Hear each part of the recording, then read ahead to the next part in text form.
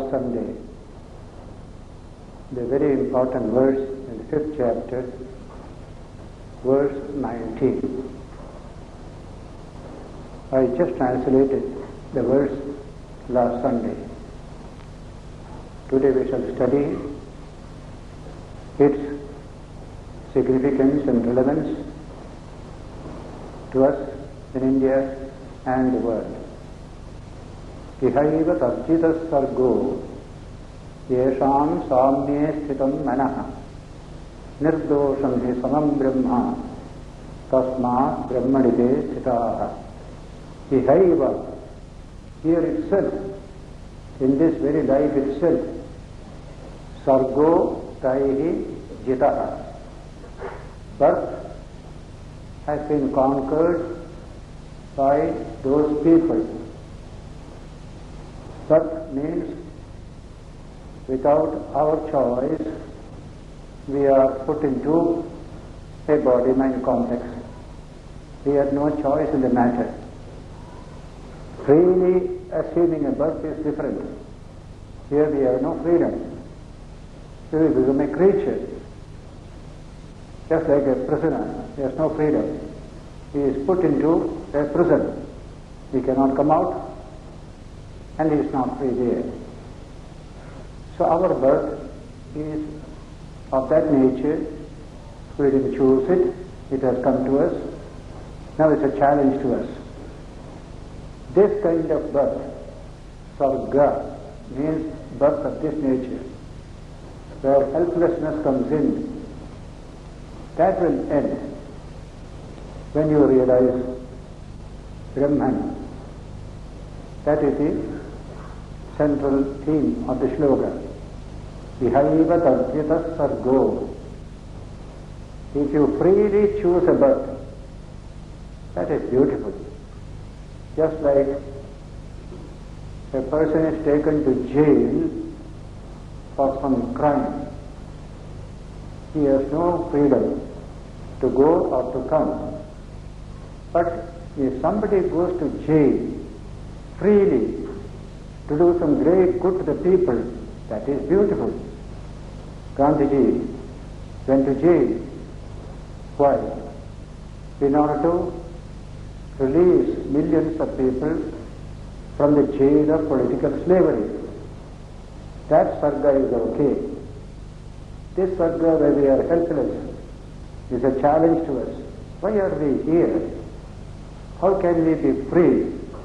All this challenge we have to take up. That's what Vedanta speaks about the human situation. So this sloka says, when you struggle in this way, seek for freedom from being a creature of birth and death process, you come ultimately to this realization. And in this very life, you realize it. Ihaiva tarjitas sargo yesham samye sthitam manah, whose mind is fixed in sameness, same-sightedness. Why? Nirdosham hi samam brahma. Brahman, the infinite consciousness, is free from all evil and equal in all. Brahman is equal in all. Samam. Therefore, those who realize this truth, they exist in Brahman. They live in Brahman. Now this word Brahman is a great word in Vedanta. No word can explain or indicate the highest reality. But we have to use a word. They used two words, Brahman, Atman. So far as the infinite cosmos is concerned, they discovered its unity in Brahman, infinite. So far as man is concerned, they discovered his true nature as the Atman, pure consciousness, ever pure, ever free. And the next great discovery was that this Atman and that Brahman are one and the same. That is also pure consciousness. This is also pure consciousness. There cannot be plurality in consciousness. That was a tremendous conclusion arrived at by the great sages of the Upanishads. Plurality is impossible with respect to consciousness. There is no evidence. There is no proof. That's why in modern times, nuclear scientist Schrödinger particularly stressed this point. Consciousness is a singular of which plural is inconceivable. That plurality you attribute to it because of the different body-mind complexes in which consciousness manifests. Consciousness is not plural, but the bodies are plural, in which consciousness manifests. Therefore, multiplicity is attributed to consciousness.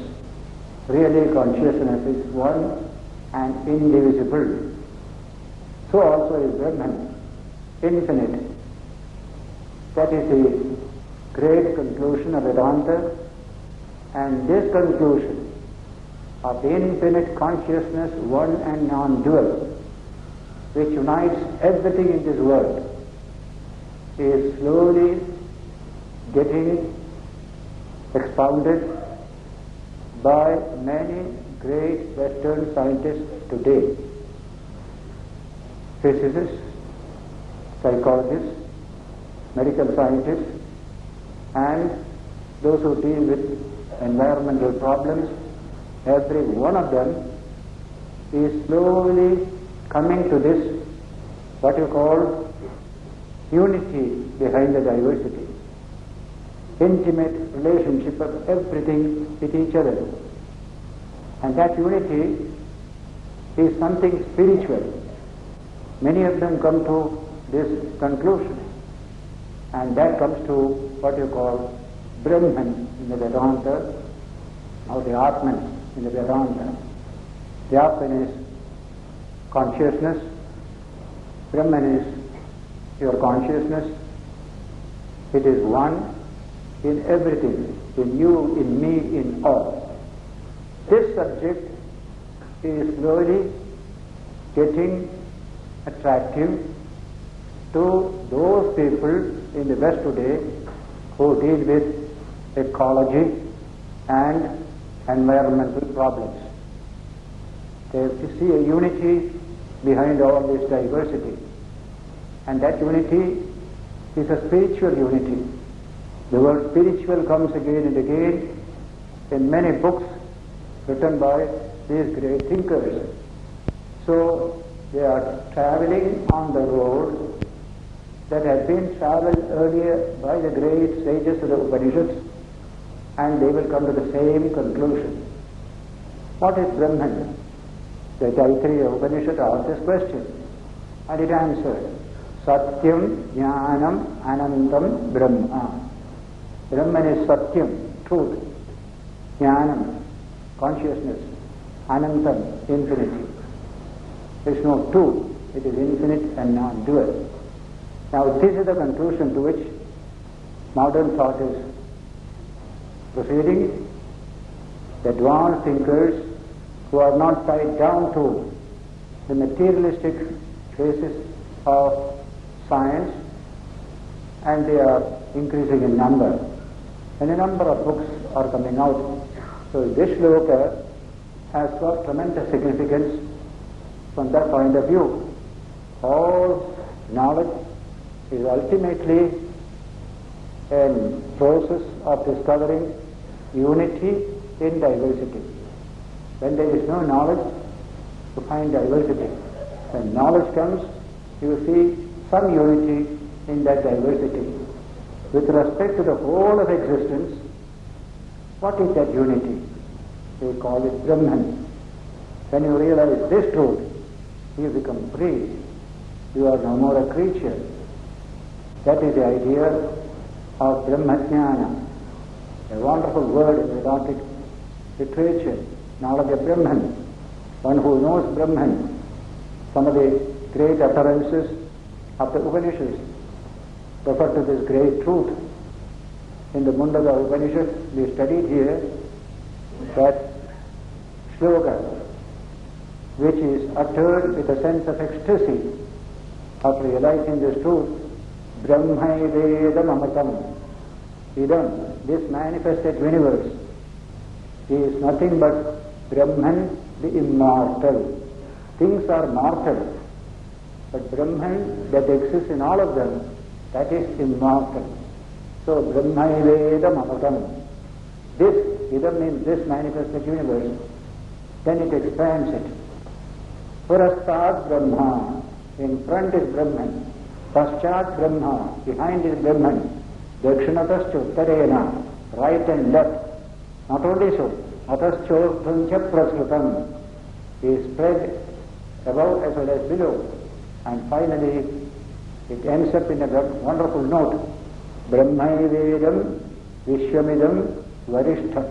This whole universe is nothing but this great reality called Brahman, which is immortal, changeless, ever pure, ever full. Now that is the Brahman referred to in this sloka 19. Those who have realized Brahman, they realize the spirit of unity, the spirit of harmony. We are all one. When we deal with the body, we find lot of differences. No two people are alike so far as body is concerned. The human search for the truth behind this world has started from the sensory level. And from the sensory level, we see nothing but differences. No unity at all. The senses reveal tremendous multiplicity. Bodies are different in height, or in color, or in strength. Similarly also the mind. Everything is different. So that differences are the truth about the world viewed from the sensory point of view. Then out of this will come all the evils in society, of violence, crime, and one of those evils that afflict even today our society, racial and caste consciousness, superiority. South African racial attitude also comes from the same thing.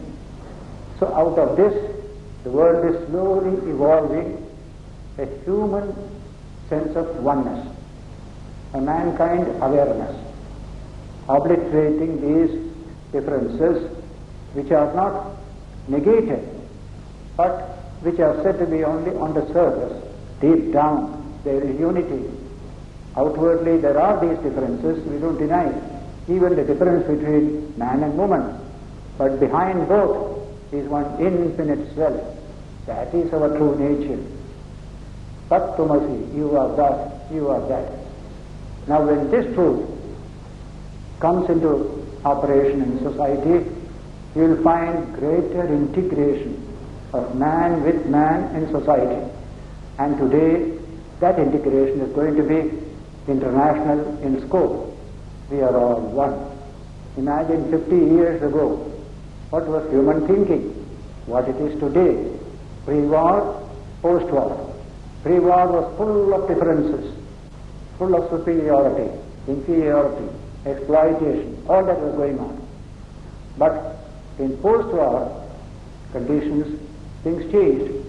A search for unity, giving up of racial superiority or every other type of superiority, even masculine superiority over women, even that is being banished step by step.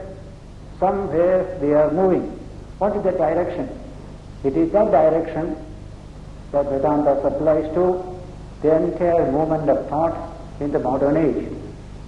For in these Upanishads, you are in the presence of great sages who took up this problem ages ago, 3 to 4,000 years ago, and discovered this profound truth of absolute unity and oneness. And the more you realize it, the more happy you will be, more fulfilled you will be. The more you stress on differences, the more suffering you will have. So human life has to be geared in this direction. Ihaiva tarjita sargo, yesham samne sthitam manah. The mind is established in samya, sameness. We are one and the same. You are a man, I am a man. Today we speak of Homo sapiens. Humanity is one. Biologically it is one. They call it the only single interthinking and interbreeding species. That unity we have discovered in biology, so that we are essentially one. Therefore develop that samya attitude.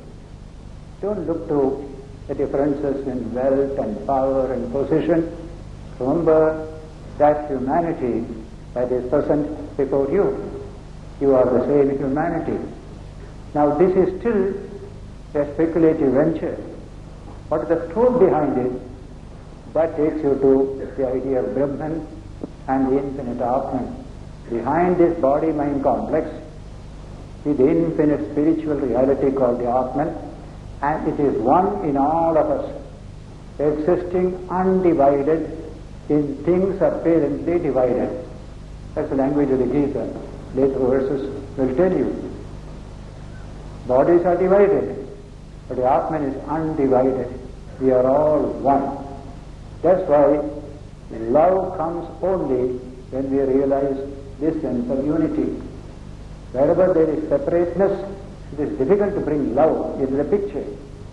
So love and compassion, all these positive virtues can come when we obliterate these external differences and stress the basic unity behind all this. That's the meaning of this slogan, and the world is going in that direction. Ihaiva tarjita sargo, yesham samye sthitam manah, nirdosham hi samam brahma. Brahman also is sama. Brahman is present in each one of us in equal measure. Nobody has more of it, nobody has less of it. Remember this beautiful idea.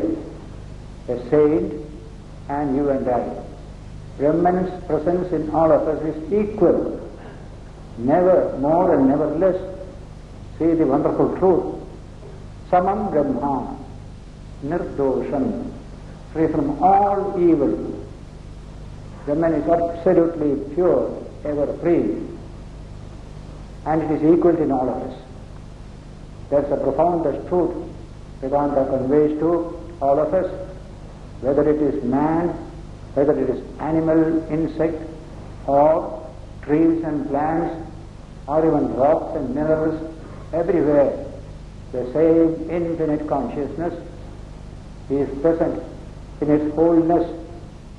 This is the truth which man has discovered, and all human beings can discover. By that discovery, they reach the goal of evolution. All this long evolution has a goal. This is that goal. Realize universality. By realizing this Brahman which is nirdosham and samam in all beings. So tasmat, therefore, those who realize this truth, Brahmanite sthita, they are established in Brahman. They are Brahma sthita. What a beautiful conception. We are established in the body, separate from each other. Such people are established in Brahman, one with all. So that is the difference between ordinary life and the higher spiritual attainment. In many places in the Gita, this idea is expressed from different angles, different points of view. So this is a yoga which is with the great earth in modern civilization. And as I said, after the Second World War, we are proceeding in that direction. What the difference between 19th century and 20th century from this point of view? What kinds of differences we have experienced? How much exploitation of man by man and so on.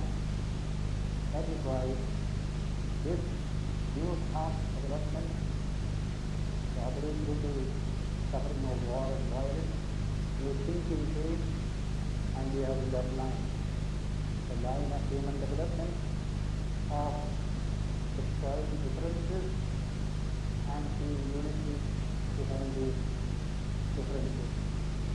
That's the line of human advance. So having said this, the Gita continues, next verse 20th, verse 20th, Lat prasasitve priyam prapya, no sitve prapya saktiya, thirabuddhira sammodho, brahmavid, brahmanisthita. This man is established in Brahman because he has that sameness in attitude. We have said, in this verse again, that is emphasized from another angle. Na prahashyet priyam prapya. Don't be over elated when something advantageous comes to you. Not be too depressed when something disadvantageous comes to you. Na prahashyet priyam prapya. No udvijet prapya apriyam. Udvija means emotionally upset. That's called udvega. Don't be udvega because something has happened which was not expected by you or desired by you. Sthira buddhi. The buddhi becomes steady. Sthira. Sthira buddhi. Asammodha. Not at all deluded. Without any delusion. Asammodha. Brahmavid. But knower of Brahman. Brahmanisthitaha. Is established in Brahman. To be established in Brahman is the great objective of human life. That is alone where you are steady, you are free, and you are full. You are fulfilled only in that state. In every other state, you are not fulfilled, partly fulfilled, many things remain unfulfilled. But once you establish yourself in the all, you become the all. That is fulfillment. And I am using the word fulfillment today because it has come into biology in this century, post-war period, that the goal of evolution is human fulfillment, not merely organic satisfaction. That is the aim of animal life. But at a human level, organic satisfactions are secondary. Primary thing is fulfillment. Are you fulfilled? When you realize Brahman, you can say, I am fulfilled. There is nothing more for me to attain. Kritakritya, kritartha, these are the words in Sanskrit. Doing what ought to be done, being born as a human being, a fulfilled individual. These are the meanings of these words. Kritakritya and kritartha. Buddha, when he achieved spiritual illumination, bodhi, he stood up and used the same word. I have achieved what ought to be achieved, being born as a human being. I am fulfilled. I am fulfilled. That means he is so full. Out of that fullness, he shared something with the world that blessed millions of lives thereby. So this is the great direction of human evolution. Brahmavid, Brahmanisthitaha. Such a knower of Brahman is established in Brahman. What a wonderful idea, to be established in Brahman. We can establish ourselves in very shaky grounds. Grounds will be shaky, breaking down. Every time you have to adjust yourself. That kind of life we have day to day. Here you are firmly based. One example and parable given by Jesus is beautiful here. The foolish man built his house on sand, and the rains descended, and the floods came, and the winds blew, and beat upon that house, and it fell, and great was its fall. That's called Pratishtha. Establishment was on sand, loose. He cannot sustain the house. But a wise man built his house on rock, and the rains descended, and the floods came, and the winds blew, and beat upon that house, and it fell not, because it was founded on a rock. Can this human life be founded on something like a rock, which will never shake, which will never move? That is called Brahmasthiti, absolutely steady. You are ever free, ever steady. And in the second chapter, the last 19 verses refer to the Sthita Prajna, whose mind is constant and steady because it has realized Brahman. That is a great series of verses towards the end of the second chapter. Here also the idea comes. Brahmavid, Brahmanis Sthitaha. Such a knower of Brahman is fully established in Brahman. Even to think of these, to meditate on these, is a great experience. We are far away from it. What does it matter? That is the ideal. Much of human life today is suffering because it has no goal, it has no direction. It is simply moving here and there. But here at least life gets a direction. Let me go in that direction, one step, two steps, as much as I can. That is how these ideals to be preached to everyone, children, everyone. That is the goal. That is the goal. Break down barriers to neighborliness. Feel your oneness with all. How can ever crime and delinquency come, or even tensions and breakdowns come, when such knowledge comes to children as well as grown-ups? So this is how Vedanta exhorts humanity today. Place your life under the guidance of the highest philosophy and live as much as you can of it and continue to progress step by step.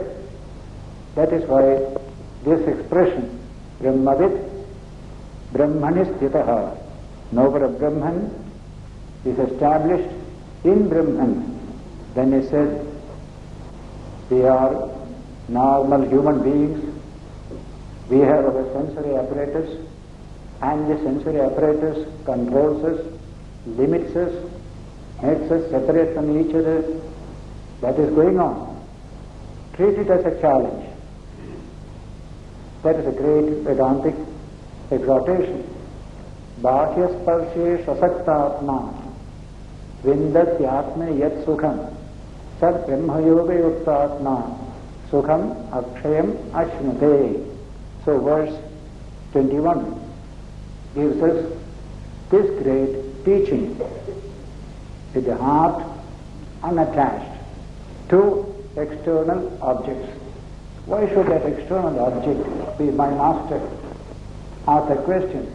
For the animal, there is no other way. They can't overcome that situation. But man can. He will not remain a slave to all the external things that are there. The self in him is far greater value than all the values that you find outside. As I told you, during wartime, when refugees leave a war area, what do? They throw away all things, somehow save their body, mind, and go away. This is more important than everything. So this is the truth, but often we forget it. We put all values there and no value for this, your own self. So he says, Bhāhyas Parsheshu Asaktātmā. No attachment to external contacts. Parsha is a great word. Touch. Parsha means touch. There are 5 sense organs in man. One is for sight, the other is for hearing, the other is for smelling, the other for tasting, and the last one is for touch. The most tangible of all the sense organs is the sense of touch. The word tangible itself comes from the word touch. When you touch a thing, it's called tangible. And we generally consider a thing real if it is tangible. I can just touch it, then it is real.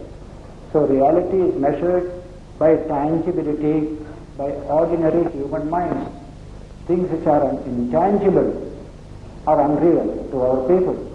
So very, very gross minds are very much conditioned by the skin touch.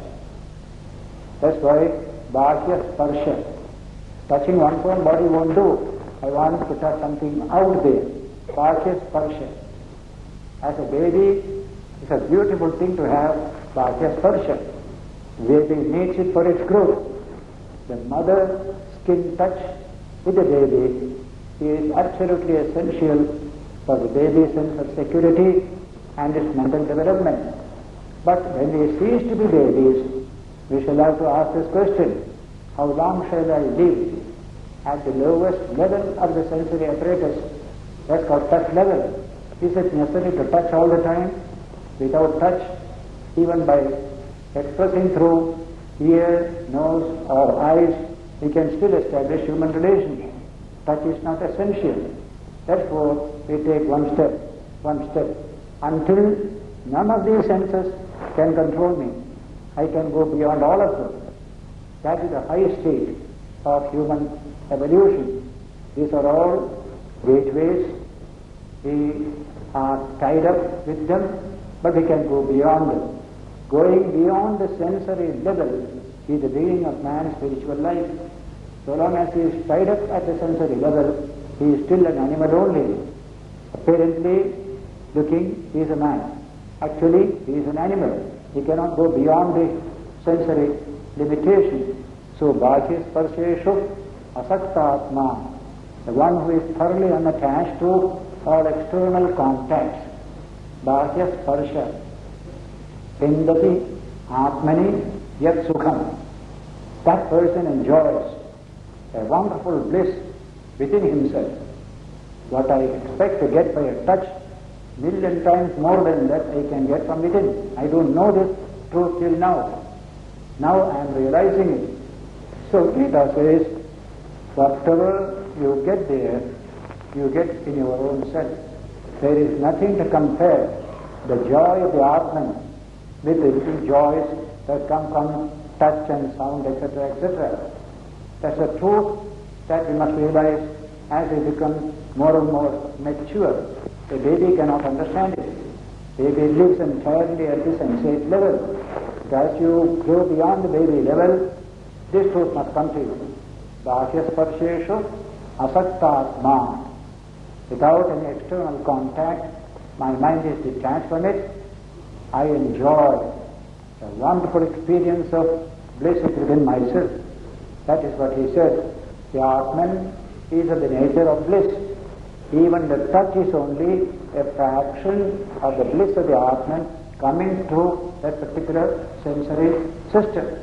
The Taittiriya Upanishad said, every joy that you have in life is nothing but a little fraction of the infinite joy of the Atman, which is your true nature. That is it. We don't condemn this. This is just a small bit only, extremely small. Good for a baby, not good for a grown-up person. That's the language of Vedanta. Bhashya Sparsheshu Asaktatma Vindati Atmani Yat Sukham. What Sukham, what happiness, what joy. He enjoys within himself, even after giving up all the little joys coming from touch and other sense organs. Sad Brahma Yoga Yukta Atma. That person has become connected to the source of all joy, namely Brahman. Brahma Yoga Yukta Atma. What does he live by?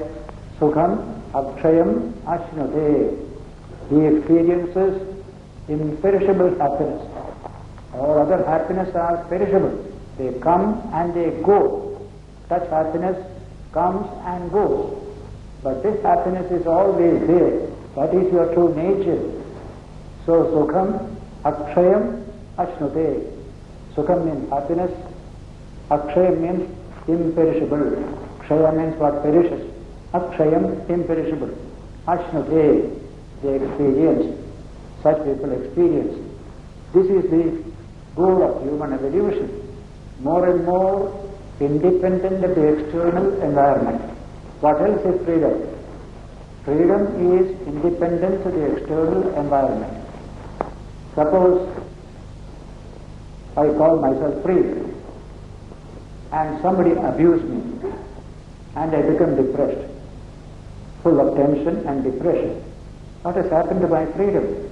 My freedom is in somebody else's pocket. He has held it there. He uttered a word that made me unhappy and tense. Then where is your freedom? If it is dependent upon somebody's good word or bad word, there is no freedom there. So freedom is freedom from the pressure of external environment. You are established in yourself, then you are free. Therefore he says here, Sat Brahma Yoga Yukta Atma. He is united with Brahman within himself. Such a person Sukham Akshayam Ashnute. He enjoys infinite happiness, imperishable happiness. Like a great teacher like Buddha, as Sri Ramakrishna, what joy constantly welling up within themselves. They don't enjoy anything outside. Where from do they get this joy? In fact, as we say, if a person observes a fast on an Ekadashi day and remains cheerful throughout the day, that means he has got a little spiritual touch. Suppose he fasts and goes on complaining the whole day, he has been deprived of something worthwhile and not got anything new.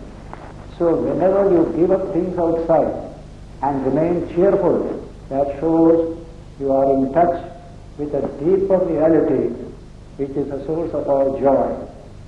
That's why it is not an ascetic philosophy. It is a philosophy of fullness, of joy, of fulfillment. Something smaller, you give it up for something better, something richer. And what is the richest? Your own infinite self. Nothing can compare to that. And we forget it again and again. Today's consumerist civilization needs to understand this truth very much. We always measure civilization in terms of consumption of goods and services. The more it is, the better. And that today has come under criticism. Not only because it ruins man himself, makes him a center of tension and sorrow and unfulfillment, it also destroys the environment. Too many things you are cutting away. Trees are being cut, birds are being killed, animals are being killed for your consumption. The result is you destroy the whole of nature. And destroyed nature, violated nature, will violate man also, put it at violation. So these are the truths that are being impressed upon the human mind today. So they are thinking how to get out of this consumerist mania. It's a real mania. And our advertisements, TV advertisements and all that, increase this mania. As soon as somebody sees something in the advertisement, the TV, the whole family, oh, we want that, we want that. You are trained to do that. This is what is happening all over the world. So that it is a world problem today, this consumerism, by which the ecological balance is being destroyed. All these sufferings are coming. Even cosmic disasters are expected, and the ozone layer is depleted. Coral life will suffer here. Now these are the warnings given by great thinkers today. But how to control this consumerist mania? If I control all this, I become a dry ascetic. That's not Vedanta wants. You must have another source of joy. Is there such source? Yes, there is. You have forgotten it. You have never thought about it. There is something infinite about you. The joy that comes from a fulfilled self is something which has no comparison. That is real joy.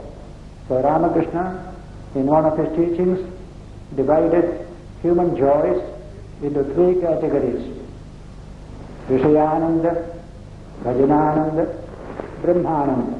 Ananda means joy or bliss.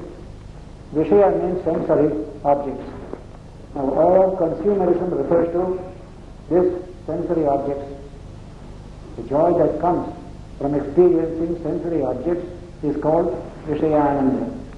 Vedanta doesn't look down upon it. It is valid. But carried beyond a certain level, it can destroy you and destroy the world. That's what we are seeing today. Because there is nothing higher, we are tied down to that level. But here is a philosophy that tells man there are higher levels of joy. You don't know them, but try to know it today. When I give up something consumer material, I am not joyless. I am in search of a deeper joy. That second joy is called Bhajanananda, coming from bhajana, repeating God's name, singing God's name, deeper thinking, proceeding in this direction of Brahman hidden in you and me. That joy is far more intense than that Vishayananda. People who have experienced it alone can tell how far different it is from the Vishayananda. So that is called Bhajanananda, a wonderful joy. You come back early morning fresh after Bhajanananda, whereas Vishayananda will make you tired and happy, etc. Some of the examples given today in magazines and articles in newspapers is about this thirst for Vishayananda, so that when you go out on a weekend to the seaside, when you return on Monday or Sunday evening, you are more tired and exhausted than you went out. That's called today's Vishayananda is killing itself. Many articles in papers in England and America you find this kind of thing, because there is no other way. There is no space there where you go. You struggle. Your car is being obstructed a series of cars. So the whole of Vishayananda is defeating itself today from this point of view. But a little Bhajanananda.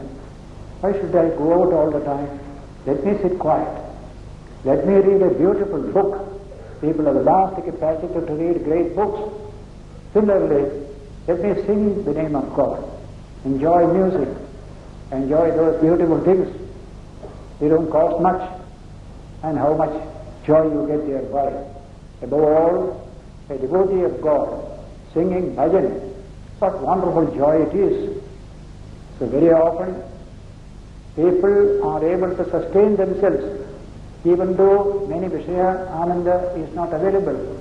By a little Bhajanananda, they are able to stand very firm. People forget this truth today. So that is the second joy, Bhajanananda. Our country never had the problem of drunkenness. Most people never knew what is called drink. So after independence we are learning it very well, quickly also, because the other idea we have forgotten. Because we knew how to take the name of God, after a whole day's work, we come home, repeat the name of God, sing Ram Nam Sankirtan. Our common people did not need this external kick coming from drinks and other things.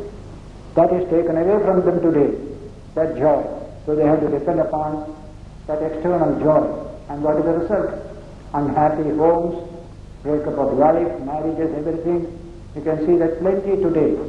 So man must understand how to experience joy from. Our common people did not need this external kick coming from drinks and other things. That is taken away from them today, that joy. So they have to depend upon that external joy. And what is the result? Unhappy homes, breakup of life, marriages, everything. You can see that plenty today. So man must understand how to experience joy from within. Sitting quiet itself can be a great joy. Those who know how to enjoy aloneness, not loneliness, but aloneness.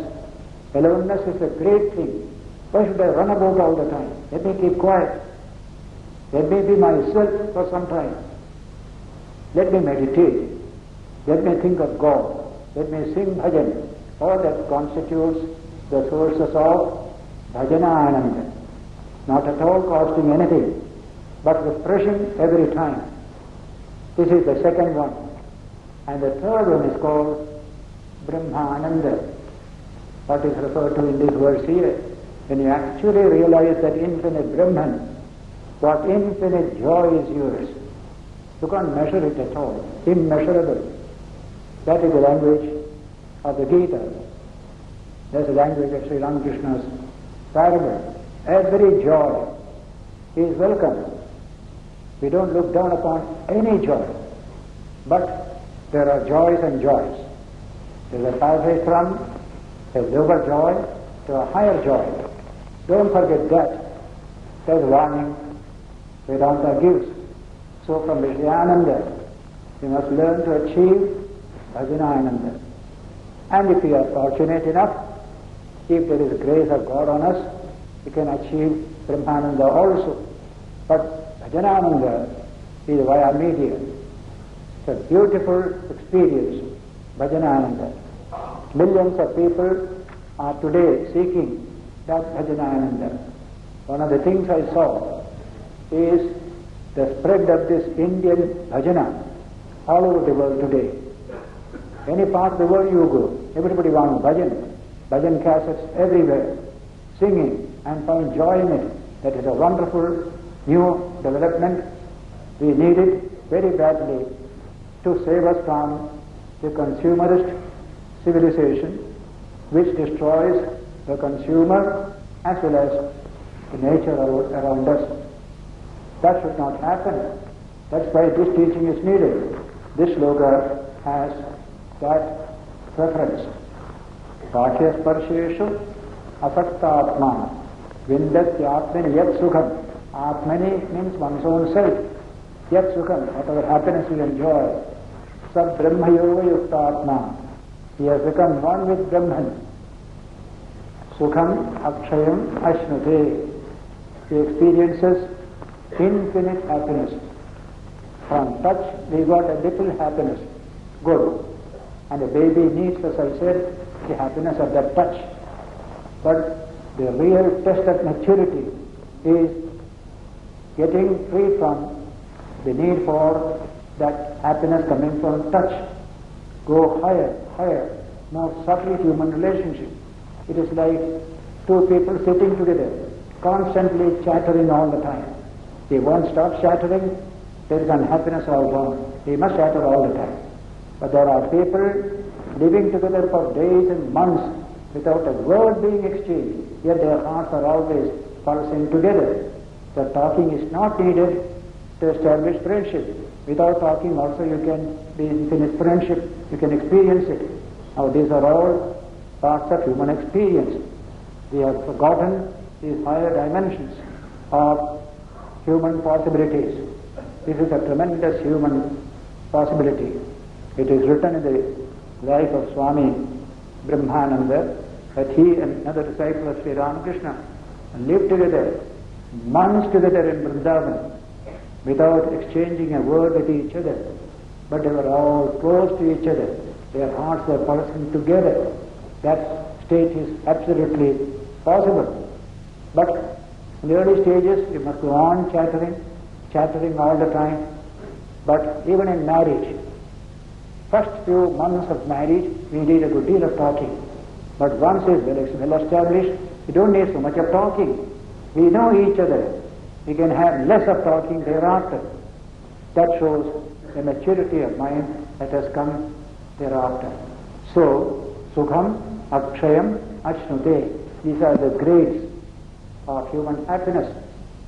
You always try to go to the next grade, next grade, next grade. Vedanta never condemns any type of pleasure, any type of happiness, even the sensory pleasure. Never.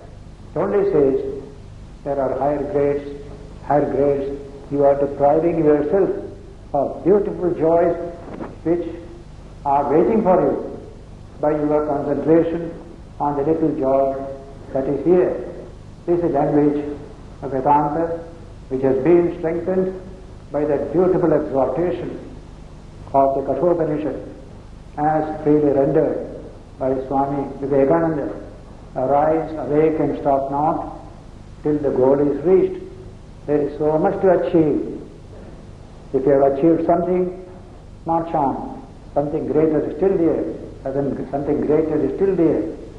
As a baby, I played with toys. Oh, I enjoyed it immensely. I remember as a child, I used to be forgetful of the whole world when I played. Absolutely absorbed. But if I continue like that, even though mustache has come, grown up a good deal, still playing toys, that is something unhappy, tragic. How many other joys are waiting for you? Go to school, develop knowledge, understanding. That is a higher joy, a mental joy, something higher than the highest, realizing your own infinite self, Atma Ananda. What a wonderful concept of human possibility, Vedanta presence in this context. So he said in the next verse, Yohi yehi samsparshaja bhoga dukkha yonaya evate atyantavantah kaunteya mateshu ramate buddha. This is a conclusion on this subject. Samsparshaja bhoga, pleasures coming from external contacts.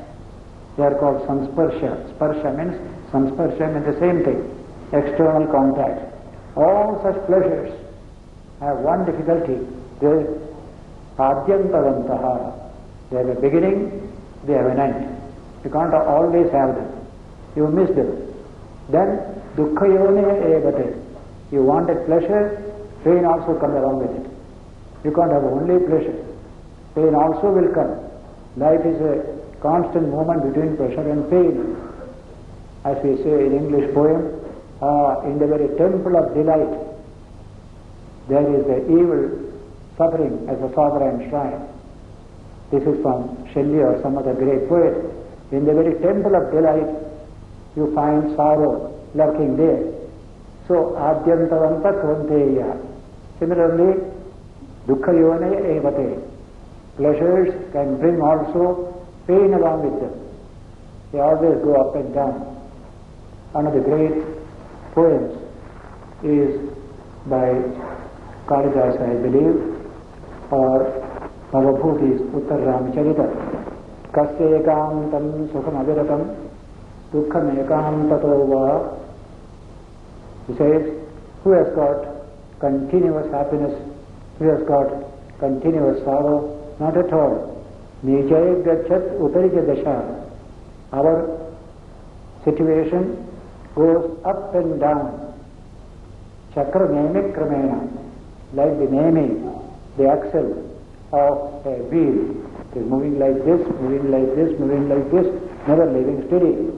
That's a constant truth about human life. So Krishna is expressing that idea. Yehi samsparshaja bhoga dukkha yonaya evate.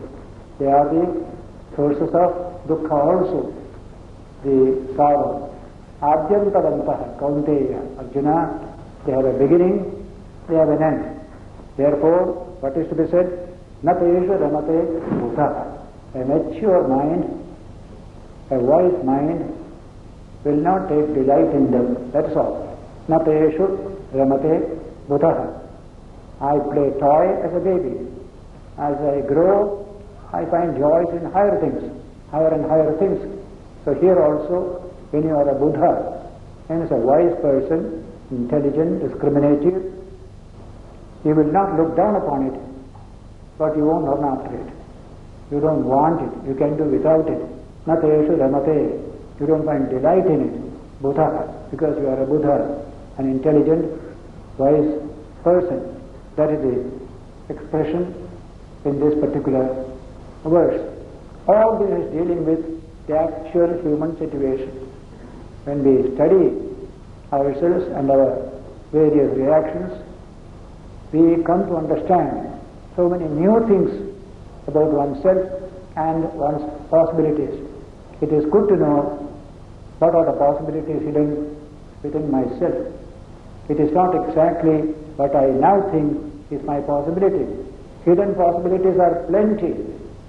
We need a science of human possibilities, said Julian Huxley, and study Vedanta.